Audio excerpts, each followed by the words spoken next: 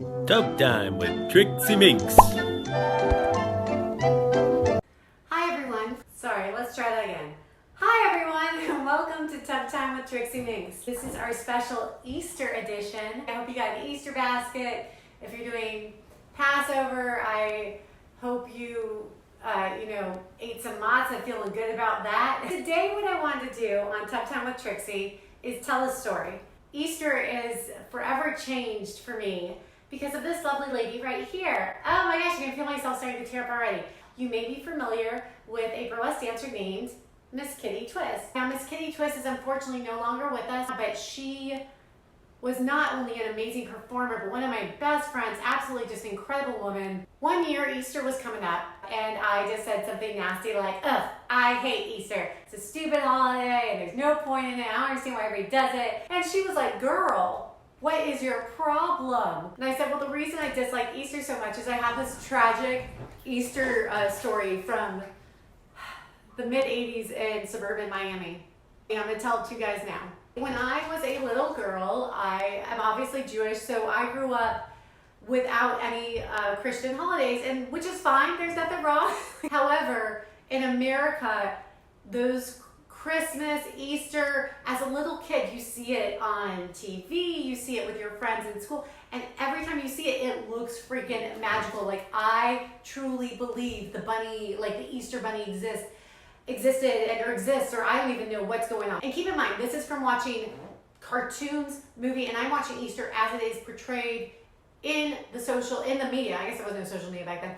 The way I thought it went down is that you would just wake up and yawn and stretch and like little birds fly around like it's freaking Cinderella, and they're like, hey baby, it's Easter, tweet, tweet, tweet, tweet, wake up, it's time to get some free chocolate from the magic bunny, tweet, tweet, it sparkles and shits magic eggs, you're gonna love it, tweet, tweet. This was the way I imagined Easter was for everybody. I, meanwhile, celebrating Passover, as a child, eating matzah, and which is, for those of you that are not familiar, matzah is unleavened bread. It's a really dry cracker. It's actually best with just lots of butter. Experiencing that and then seeing all my friends with these giant Easter baskets. I'm talking big. Like, I don't know what type of bunny they're talking to. Oh my God, we have a fly in here. I don't know why there's one fly in here. It's probably from when I brought the brownies. There's just one. Ugh. Give me a second to deal with that. Oh. Anyways, we're doing this gymnastics spring break camp, so we're in gymnastics classes all day. A sidebar, I have no upper body strength, as you can clearly tell. I never did, not as a child, not as an adult. And so I was not very good at gymnastics. Basically, at this gymnastics spring summer camp, they said, hey kids, on Friday, we're gonna do an Easter egg hunt in the gymnasium. And I was so freaking excited. And I said, oh my gosh, I'm gonna do this. I'm going to go on an Easter egg hunt for the first time, and it's gonna be the best. I can't wait. And there's gonna be birds, and there's gonna be bunnies, and there's gonna be chipmunks, and it's gonna be flowers and everything. But there were kids in that camp that were as young as 5 and other ones that were as old as like 15. And they pushed us all out into the parking lot, which in hindsight is probably not the best place to put like that amount of kids. I don't remember being supervised. They just were like, go outside and wait there for a minute while we get this together. I remember just like pacing and being so excited in that Miami parking lot in the middle of the day, just knowing that I was going to go on an Easter egg hunt. I was so excited. And we walk into the gymnasium, and it is, oh my gosh, just thinking about it again gives me chills down my spine. The gymnasium was covered in eggs, and it was, I only knew about Easter from what I had seen in cartoon shows and like movies, and so I always imagined there would be like an egg just gently tucked behind some like lily, and then another one like resting on a bird's nest. I didn't expect the floor to be just like freaking littered with them. It was like hoarders with eggs. They were everywhere. And in that moment, I just stood there in awe and just looked around, and it was like going to the Grand Canyon and seeing the sunset. It was amazing. And I was so, even now just thinking about it, I'm so overwhelmed. And in that extremely magical, touching moment for me, a stampede of children charged from behind me and pushed me to the ground as they run ahead and get the eggs. It was the freaking Hunger Games.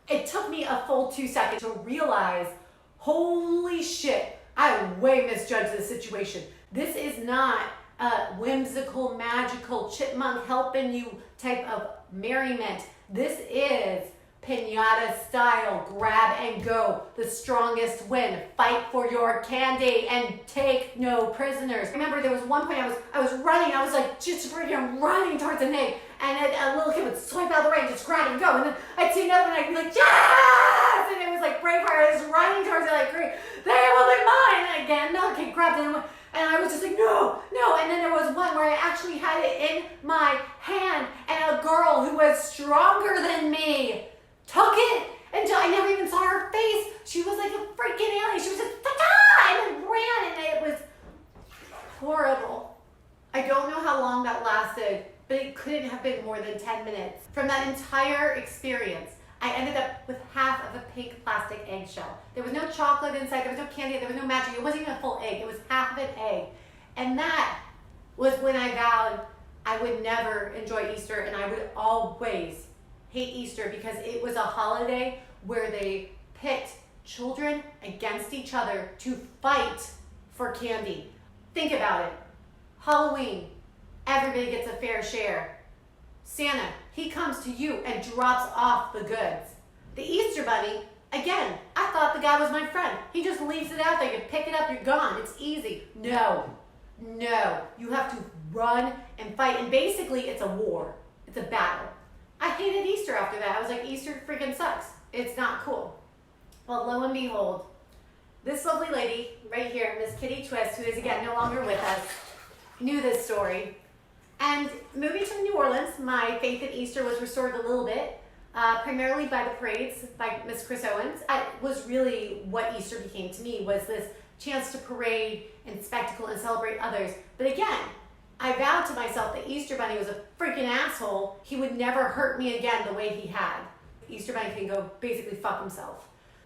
Kitty Twist, in addition to being a phenomenal burlesque performer and just all around wonderful human being, she worked in the strip clubs on Bourbon Street as well. She woke me up on Easter morning. She said, hey, I saw the Easter Bunny at work last night. I totally did.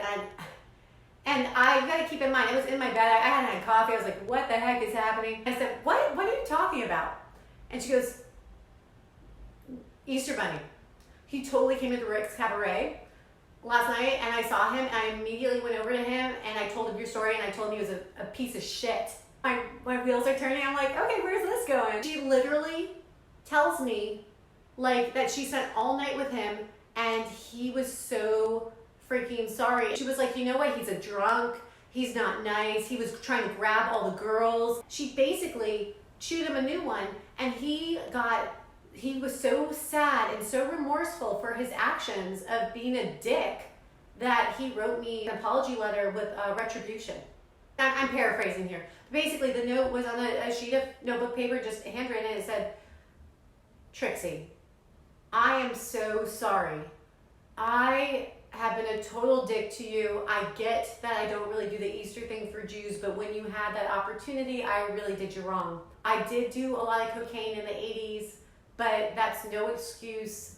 I'm currently, trying to get sober, and I do truly apologize for what happened, so I would like to make it up for you today.